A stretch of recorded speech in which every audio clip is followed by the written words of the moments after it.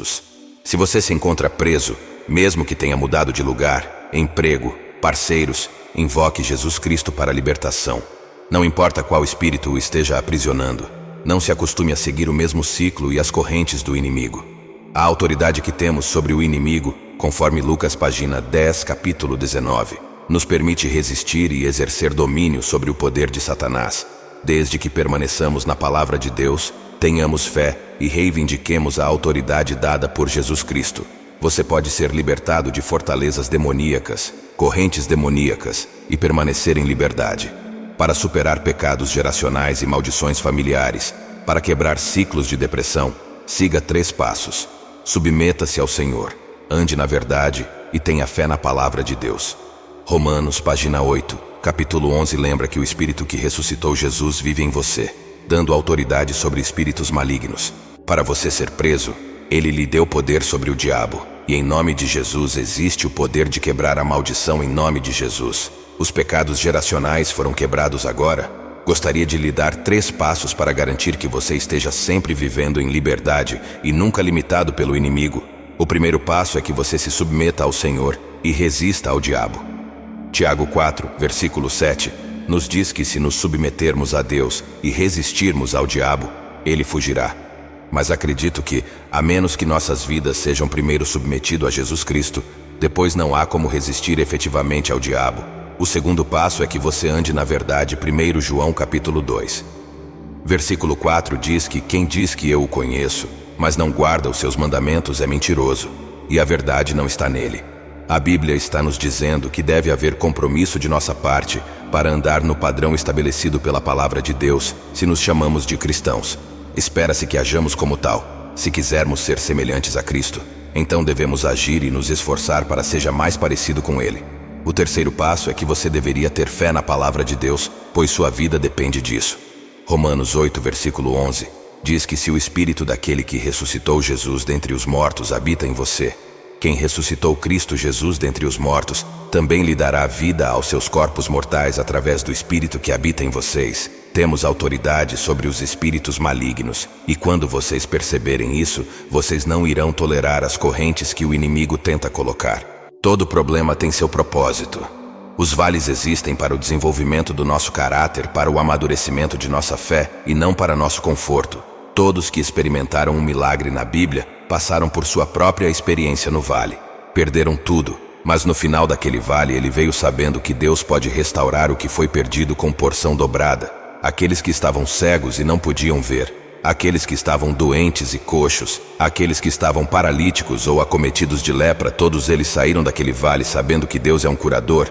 Então, para qualquer provação que você esteja enfrentando hoje, gostaria de encorajá-lo de que sua experiência no vale existe para fortalecê-lo e não para destruí-lo. Achei difícil viver corretamente, sim. Lutei para encontrar a disciplina para orar diariamente, sim. Houve um dia em que eu não abri minha Bíblia, é claro. Mas aqui está o que descobri ao refletir sobre minha caminhada com Deus. Percebi que a razão de minhas lutas era a coisa que me fez ter um momento tão difícil, e o fato de que tenho confiado tanto em minhas próprias forças que tentei fazer as coisas sozinho. Mas sozinho, é claro, acharia difícil estar em paz com todos os homens, especialmente quando eles fazem errado. Mas se eu orar por graça, se eu permitir que o Espírito Santo opere livremente dentro de mim, tenho força para deixar as coisas passarem. Não vou ser incomodado pelas coisas mesquinhas. Nem tudo que é feito para mim vale a pena. É difícil viver uma vida focada em Cristo em um mundo que oferece tantas distrações brilhantes. Mas se eu orar por forças, se eu admitir minhas deficiências, então sua graça é suficiente para mim. O poder de Deus se aperfeiçoa em minha fraqueza por mim mesmo. Eu simplesmente tenho muitas limitações. Tenho emoções que me enganam. Tenho sentimentos que me tentam. Eu tenho pensamentos que atrapalham meu julgamento. É por isso que você não deve tentar confiar em seu próprio poder, porque todos nós falharemos eventualmente se tentarmos fazer as coisas por conta própria. Então você pode estar em uma posição onde, como eu, você está lutando para fazer a obra de Deus, viver em retidão para viver uma vida agradável a Deus. Eu gostaria de dizer a você para começar a invocar a força de Deus, porque sozinho você nunca será capaz de vencer esta batalha contra o diabo. Você precisa do poder para trabalhar com o poder que está no sangue de Jesus. Você precisa do poder do Espírito Santo, porque a Bíblia diz: mas você receberá poder quando o Espírito Santo descer sobre você. Jesus disse isso porque ele sabia que teríamos dificuldade em enfrentar a vida com nossa própria força. Estamos limitados em nossa sabedoria, em nosso conhecimento. Então precisamos do poder e da força que vem quando recebemos o Espírito Santo. Ouça-me quando digo que podemos e devemos viver pelo poder que está no nome de Jesus agora. A Bíblia diz em Filipenses, capítulo 2, versículo 9: portanto, Deus exaltou-o ao lugar mais alto e deu-lhe o nome que está acima de todo nome. E então o que isso significa para nós é que quando é difícil e nos sentimos fracos, é quando devemos invocar o poder que está no nome de Jesus. O nome acima de qualquer outro nome. Deve chegar um momento em que você, como crente, deve decidir que permanecerei forte e seguirei a palavra de Deus.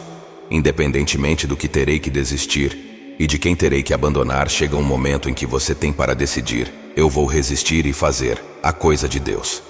Eu vou perdoar mesmo quando for difícil de fazer. Mesmo quando eu estiver magoado, chegará um momento em que você terá que decidir permanecer na fé. Mesmo quando não puder ver uma saída para a situação em que você se encontra hoje, você pode estar sob ataque em alguma área da sua vida. Você tentou de tudo para resolvê-la, mas nada está funcionando. Nada está mudando, querido amigo. Este é o momento em que você deve se posicionar e acreditar no poder do sangue de Jesus. Isso o libertará dessa escravidão. Acredite no poder, isso está no sangue de Jesus Cristo. Isso pode libertar você, pode lhe dar a vitória e pode libertá-lo de qualquer domínio do mal. É hora de tomar uma posição com a palavra de Deus contra as forças do mal. Permanecer firme, permanecer na confiança, permanecer na justiça. O Salmo 56, versículo 3, diz que quando estou com medo, coloco minha confiança em Deus, cuja palavra eu louvo e em quem confio. Não terei medo do que a carne pode fazer comigo. Precisamos ser homens e mulheres que confiam no Senhor, e lembre-se de que você só será capaz de permanecer firme quando sua confiança estiver garantida no Senhor. Então, se você se sentir preso e sob ataque, lembre-se do que a Bíblia diz no Salmo 31, versículo 24: sejam fortes e deixem seu coração ter coragem. Todos vocês que esperam no Senhor, sejam fortes, santos e permaneçam na fé. Ao fazerem isso, o Senhor certamente irá resgatá-los e assim, como filhos de Deus, eu acredito que é hora de se levantar. E levante bem alto sua bandeira real. Você é um embaixador do Altíssimo. Enfrente as mentiras do inimigo. Levante-se com a verdade do Evangelho. Levante-se com a força do Espírito Santo. Levante-se na força de Deus, e eu encorajo você a permanecer com fé. Ore e peça ao Senhor para estar com você enquanto você permanece em tempos difíceis. Dificuldades podem ser uma bênção para cada um de nós como filhos de Deus. Digo isso porque, se você olhar a Bíblia, muitas pessoas se encontraram em situações problemáticas, apenas para que Deus use esses problemas para nos lembrar que Ele é um grande libertador. Ele é um Deus que salva, e isso deve nos dar esperança. Isso deve nos dar paz e alegria de que não estamos sozinhos. Quando tempos difíceis surgem em nossas vidas, não somos abandonados, você vê. Adoramos recitar o Salmo 23. O Senhor é meu pastor, eu devo não quero. Ele me faz deitar em pastos verdejantes, Ele me leva ao lado das águas tranquilas. Mas quando a Bíblia nos diz que sim, embora eu ande pelo vale da sombra da morte, não temerei mal nenhum, pois você está comigo. Sua vara e seu cajado, eles me confortam. Esquecemos que o vale ainda é um lugar que precisamos caminhar. Sim, o Senhor é meu pastor. Sim, Ele suprirá todas as minhas necessidades e me fará deitar em pastos verdejantes. Mas ainda há um vale para eu poder passar. E o problema dos vales é que os vales para um filho de Deus não são um acidente ou algum tipo de erro. Seu tempo é de fato ordenado pelo Senhor. Há um propósito para o seu tempo. Devemos reconhecer que Cristo já venceu. Devemos perceber que seu poder de ressurreição está disponível para nós como seus filhos. Devemos libertar nosso viva a liderança do Conselho do Espírito Santo e devemos continuar firmes na palavra de Deus. Colossenses 3, versículo 20, 3 ao 24 diz: que tudo o que você fizer, trabalhe de coração como para o Senhor e não para os homens, sabendo que do Senhor você virá a recompensa. Você está servindo ao Senhor Cristo. E Gálatas 1, versículo 10 diz: estou agora buscando a aprovação do homem ou de Deus. ou estou tentando agradar ao homem se ainda estivesse tentando agradar ao homem?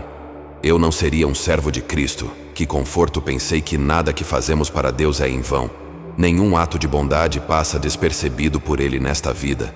Há muitas buscas que, em última análise, levam a lugar nenhum. Sucesso mundano, riqueza material, os aplausos vazios de estranhos, essas coisas não nos levarão a lugar nenhum. Toda jornada eventualmente tem um fim, e esse fim, muitas vezes, é mais decepcionante do que gostaríamos. Mas por mais que tentemos, nunca conseguiríamos ultrapassar os limites do amor de Deus.